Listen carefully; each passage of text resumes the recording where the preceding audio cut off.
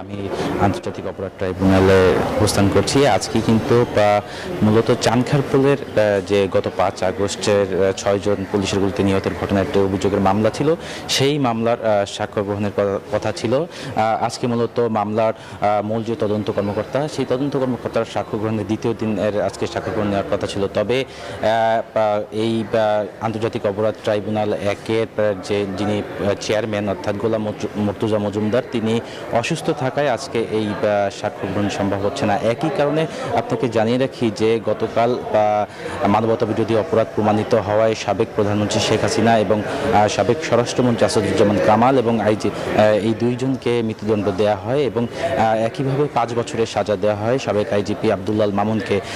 যদিও তিনি এই মামলার একজন রাজসাক্ষী ছিলেন, এই কারণে তার সাজা কমিয়ে 5 বছর করা হয়। এই মামলাগুলোর রায়ের কপি কিন্তু আসলে যাদের বিরুদ্ধে পরোনা, যাদের বিরুদ্ধে যারা সাজাপ্রাপ্ত হয়েছেন তাদের কাছে পাঠানোর কথা ছিল, কিন্তু একই কারণে আজকে কিন্তু সেই রায়ের কপিও আজকে পাঠানো যাচ্ছে না। তবে আরেকটি মামলার, এই আন্তর্জাতিক ট্রাইব্যুনাল 2-এর একটি মামলার আজকে সাক্ষ্য গ্রহণ চলছে। এটি মূলত রংপুর বেগম রোকেয়া বিশ্ববিদ্যালয়ের সাবেক শিক্ষার্থী আবু সাইদ 2024 সালের জুলাই আগস্টে পুলিশের গুলিতে নিহত হওয়ার অভিযোগে একটি মামলার, সেই মামলার সাক্ষ্য গ্রহণ কিন্তু আজকে চলছে এবং এই মামলা যারা আসামি রয়েছেন তাদেরকেও, যারা এখন পর্যন্ত গ্রেপ্তার আসামি রয়েছেন তাদেরকেও হাজির করা হয়েছে।